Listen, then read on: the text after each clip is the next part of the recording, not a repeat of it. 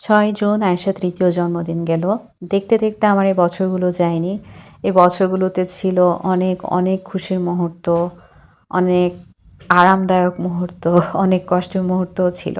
দুঃখ কষ্ট মিলিয়ে মানুষের জীবন, এটাই হয়তো স্বাভাবিকতা। কিন্তু এই ২ টা পরীর ছানা আমার সময়টাকে একদম রঙিন করে রেখেছে। ওরা যখন ঘুমিয়ে থাকে তখন আমি টের পাই যে একার সময়টা কতটা দমবন্ধকর এবং বেরঙিন। আমি আসলে এমন মানুষ না যে একাকিত্ব পছন্দ করি না। আমার একাকিত্ব অনেক পছন্দ।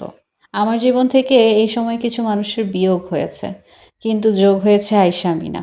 যার কারণে আমার আয়েশা আমিনাকে ঘিরে এখন পুরো পৃথিবী। যাই হোক, যেদিন আয়েশা আমিনার বার্থডে থাকে আমরা চেষ্টা করি ওদেরকে স্পেশাল ফিল করানোর জন্য পুরো বাসা সাজাতে।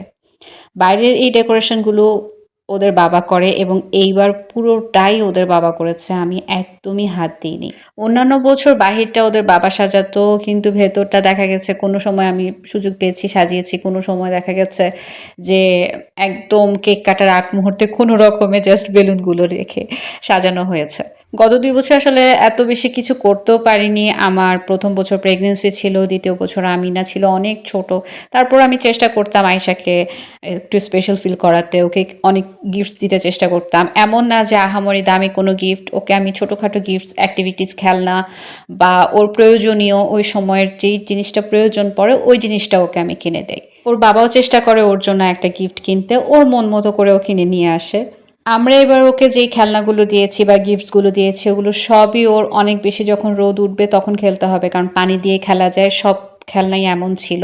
ওরা যেহেতু এখনো ছোট ওদেরকে আমি সীমাবদ্ধ রেখেছি, ওদের জন্য আমি ঘরটা সাজাই, রুম সাজাই বা ওদেরকে কিছু গিফট দিয়ে একটা কেক আমি অবশ্যই নিজের হাতে বানাই এবং ওদের জন্য ড্রেস কিনি। এইবার যেহেতু ওরা দুজনেই একটু বড় হয়েছে এই দিনটাকে আমি একটু আমার কিছুটা মন মতো করতে পেরেছিলাম।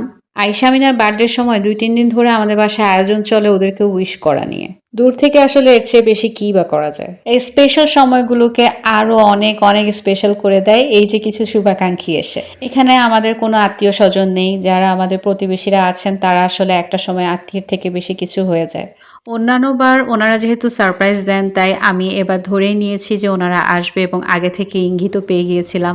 তাই এবার আমি আগে থেকে কিছু আয়োজন করে রেখেছি, কারণ অন্যান্য বার আসলে কোনো রকম আমি কিছু আয়োজন করি এবং সেটা খেয়েই ওনারা সবসময় চলে যান। এই বছর আমি মানসিক এবং সব রকমের প্রস্তুতি করে রেখেছিলাম যে যেহেতু সারপ্রাইজ দিতে কেউ না কেউ আসবে, তা আমি যেন সবাইকে একটু অ্যাটলিস্ট আপ্যায়ন করতে পারি। এই দিনটা নিয়ে আমি একটা ব্লগও তৈরি করেছি, আশা করছি আপনাদের কাছে সেটা ভালো লাগবে। ব্লগ দেখার আমন্ত্রণ জানিয়ে আজকে এখানেই বিদায় নিচ্ছি।